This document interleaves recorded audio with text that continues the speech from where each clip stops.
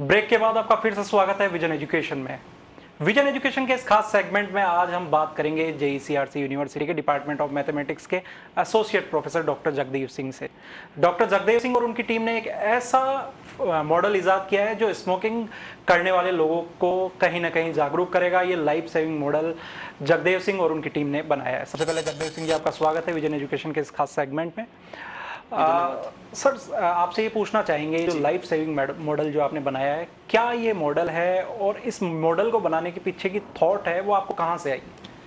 Sir actually इस पूरे model के पीछे, और हम ये कहें कि ये जो लाइफ सेविंग जो रिसर्च हमने की है, इसके पीछे एक बहुत ही इमोशनल स्टोरी है। एक बार मैं अपने परिचित को लेके एसएमएस हॉस्पिटल गया। वहाँ पर मैंने देखा कि एक 30 साल के नौजवान की बहुत बड़ी सर्जरी हुई है जी। अब मैंने ये जानना चाहा कि 30 साल के नौजवान को ऐसा क्या हो गया कि इतनी बड़ी सर्जरी। मैं वहाँ पे डॉक्टर साहब से मिला। मैंने पूछा, डॉक्टर साहब ये क्या हुआ इनको? तो उन्होंने कहा कि इनके मुंह की एक बहुत बड़ी सर्जरी हुई है। मैंने कहा सर रीज़न क्या रहा? तो बोला कि इनको मुंह का कैंसर था। तो मैंने कहा वजह? बोला कि स्मोकिंग और टोबैको यानी धूम्रपान और तम्बाकू के सेवन की वजह से उनको मुंह का कैंसर था और इसलिए हमें इनकी इतनी बड़ी सर्जरी करनी पड़ी। इससे मुझे बहुत ज़्यादा एक लगा कि इतनी सारी एज में, जो कि बड़ी एज नहीं थी, ये कैसे हो सकता है। उसके बाद में मैंने स्टडी की, मैंने लिटरेचर पढ़ा और ये चीज़ निकल के सामने आई कि वर्ल्ड हेल्थ ऑर्गेनाइजेशन के अगर हम डेटा देखें, तकरीबन हर साल 60 लाख जो डेथ है वो स्मोकिंग की वजह से हो रही है।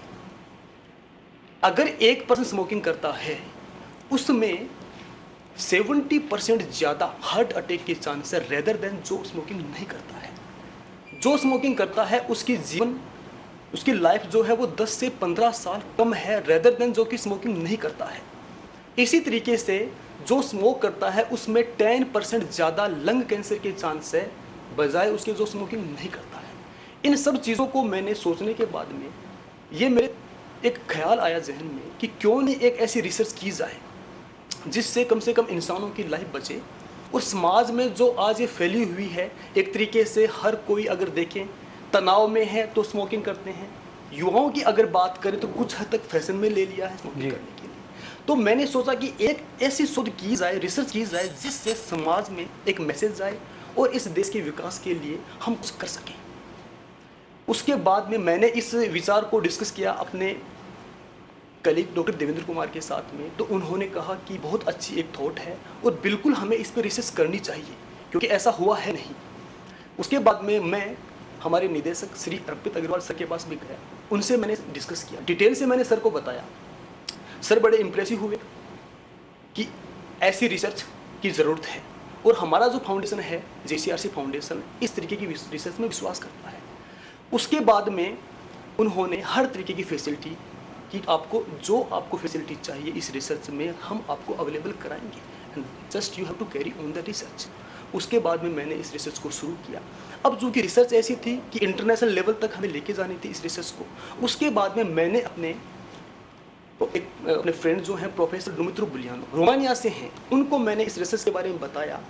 तो उन्होंने कहा कि ये जो रिसर्च है बिल्कुल इंटरनेशनल लेवल पे हुई नहीं है इस तरीके की रिसर्च और हमें करनी चाहिए। एज ए टीम हम इसको करें और रोमानिया से जिस तरीके का आपको कोऑपरेशन चाहेगा वो बिल्कुल रहेगा। उसके बाद में हमने एक टीम के रूप में इस पे काम करना शुरू कर दिया। तो इस टीम में कितने लोग आपके साथ थे? उसमें इस टीम में बेसिकली मैं, मेरे जो साथ हैं डॉक्टर देवेंद्र कुमार और professor Dumitru Buliano, Romania Institute of Space Science से बिलोंग करते हैं। जी। तो ये जब आपने रिसर्च किया तो इसमें सबसे बड़ी कोई समस्या आपको कहीं देखने को मिली? आप जब रूरल एरिया में गए होंगे तो वहाँ किस तरीके की आपको समस्या देखने को मिली? और आपने जब ये रिसर्च किया, जब मैन टू मैन जब आपने रिसर्च किया होगा, तो वहाँ क्या कोई समस्या देखने को मिली आपको? सर बेसिकली इसके लिए हम रूरल एरियाज़ में गए हैं। वहाँ हमने लोगों की हालत देखी है कि जो लोग बेसिकली शिक्षित नहीं हैं। आप गाँव में जाएँ, ढाणी में जाएँ, वहाँ आपको देखेंगे कि ग्रुप जो लोग बैठे हैं वो स्मोकिंग कर रहे हैं और टोबैको का सेवन, टोबैको बिल्कुल। उसके बाद में ये लगा कि हाँ, इस तरीके यहाँ पर अगर हमें इन लोगों में अवेयरनेस लानी है तो हमें सबसे पहले कुछ रिसर्च करके बतानी पड़ेगी। अगर आज हम ये चीज़ें मास में जाके बताएं, पब्लिसिटी में हम जाके बताएं तो कोई बिलीव नहीं करेगा।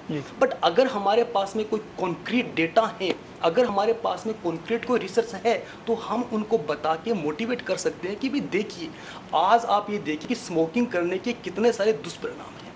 आज आप देखिए कि तंबाकू जो खा रहे हैं उसके कितने सारे दुष्परिणाम हैं।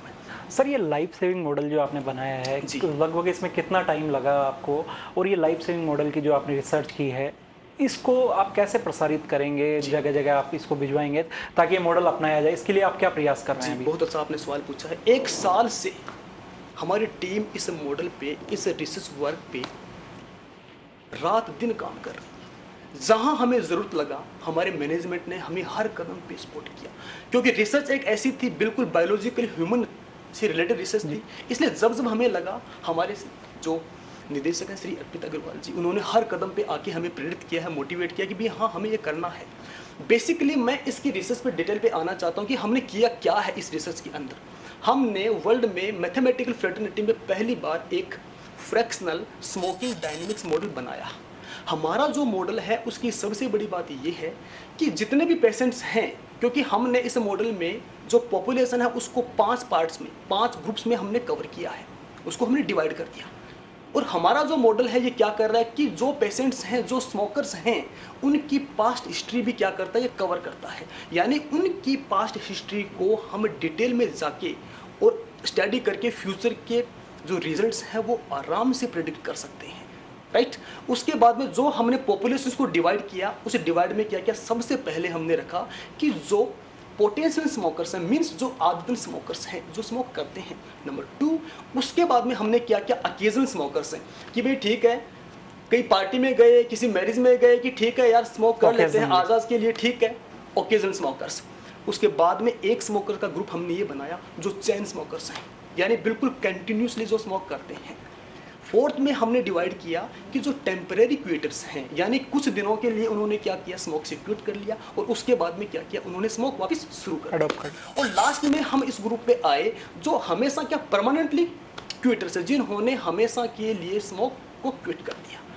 उसके बाद में हमने क्या किया, अलग अलग जो ग्रुप थे उनके ऊपर हमने न्यूमेरिकल स्टडी की, यानी संख्यात्मक रूप से हमने इनका विश्लेषण किया। और विश्लेषण में ये चीज़ सामने आई निकल के कि किस तरीके से कि जैसे जैसे टाइम बढ़ता है, जो आपके पोटेंशियल स्मोकर्स हैं, यानी आदतन स्मोकर्स हैं, वो टाइम के साथ में बढ़ते जाते हैं, नंबर 1। नंबर 2, टाइम के साथ में ये चीज़ निकल के आई उन रिजल्ट से कि जो हमारे पास में अकेजनल स्मोकर्स हैं, उनकी संख्या भी डे बाय डे क्या बढ़ रही है। और नंबर 3, जो हेवी स्मोकर्स हैं, जो चेन स्मोकर्स हैं, उनकी संख्या, उनके डेटा क्या टाइम के साथ में घट रहे हैं। और घटने की मेन वजह ये है कि जो चेन स्मोकर्स करते हैं उनके सबसे ज़्यादा जो चांस बन रहे हैं, मुंह का कैंसर, गले का कैंसर, फेफड़े का कैंसर, पेट में अल्सर, ऐसी सारी बीमारियां जिनका टाइम के बाद में कोई भी इलाज नहीं है। बिल्कुल जगदीप सिंह जी, सबसे बड़ी बात, लाइफ सेविंग मॉडल आपने बनाया है, ये लाइफ को कैसे सेव करेगा? आपने रिसर्च किया है, लेकिन रिसर्च कई होते हैं, पहले भी कई हुए होंगे, आपने अनोखा रिसर्च किया है, लेकिन ये लाइफ सेव कैसे करेगा? सर, इसमें जो 500 हमारे ग्रुप्स हैं, उनके डेटा हमने निकाले, उनके जो रिजल्ट्स आए, उन रिजल्ट्स को अभी उन रिजल्ट्स क्या आप उनको जगह जगह विलेजेस में जाकर के या सिटीज में जाकर उनको पब्लिश, उनको लोगों तक पहुंचाएंगे? वो जो हमारे 500 ग्रुप, अभी 2 ग्रुप जो रह गए थे, उसमें भी थोड़ा ऐड करना चाहूँगा। जो हमारा 4th था, वो क्या ग्रुप था कि यानी 4th में हमने डिवाइड किया कि जो टेम्परेरी क्विटर्स हैं कुछ टाइम के लिए, उनके रिजल्ट क्या है, कि एक टाइम के साथ में तो उनके रिजल्ट क्या है, बढ़ते हैं, उसके बाद में उनके रिजल्ट घट जाते हैं। लास्ट का जो हमारा परमानेंटली स्मोकर्स हैं, वो टाइम के साथ में घटते जाते हैं। इन सारे रिजल्ट्स को सर अगर हम मीडिया के अंदर, अगर हम बेसिकली सोशल के अंदर दिखाएं कि भी किस तरीके से स्मोकर्स हैं, उनके रिजल्ट्स किस टाइम के साथ में अगर आप देखेंगे इनके दुष्परिणाम क्या है, तो इसमें से जो रिजल्ट आएंगे वो अपने सामने बहुत पॉजिटिव आएंगे। और स्पेशली मैं जानना चाहूँगा आज के यूथ के लिए कि आज का जो यूथ है बिल्कुल अपने आप में एक फैशन लेके चलना चाहता है। आज हम देखेंगे बहुत सा हमने ऑब्जर्व किया है कि फैशन के लिए आज के जो यूथ है उन्होंने क्या क्या स्मोकिंग को अडॉप्ट करना शुरू कर दिया है। राइट। वो सोचते हैं कि ठीक है फैशन ही सही। अब होता क्या है कि स्मोकिंग में थोड़ी देर के लिए ब्लड में निकोटीन जाता है तो ब्लड का लेवल बढ़ा, उनको लगा कि एनर्जी आ गई, उनको लगा हम एक्टिव हो गए, जबकि ऐसा है नहीं। मैं बिल्कुल उनको संदेश देना चाहूँगा आपके माध्यम से कि ऐसा आप बिल्कुल नहीं करें। इस देश का जो पूरा भविष्य है आज के युवाओं पे, आज के विद्यार्थियों पे डिपेंड करता है। इसलिए अगर हम इस समाज को, अगर हमें इस देश को आगे बढ़ाना है तो सबसे पहले हमारे युवा मानसिक और शारीरिक रूप से क्या बने, सुदृढ़ बने, वो मजबूत बने, तभी जाके आने वाली जनरेशन है उनसे बनने वाली है, उन पर डेवलप है, इस देश को आगे लेके जाएंगे। जी बिल्कुल डॉक्टर जगदेव सिंह जी, आपको बहुत बहुत धन्यवाद विजन एजुकेशन में आए और अपने जो मूल्यवान सुझाव है रिसर्च से जुड़े वो यूथ को भी दिए हैं। यूथ को अपने केवल और केवल अपने पेशेंट और जो वर्तमान समय में जो परिदृश्य चल रहा है उसको देख करके स्मोकिंग नहीं अपनानी चाहिए।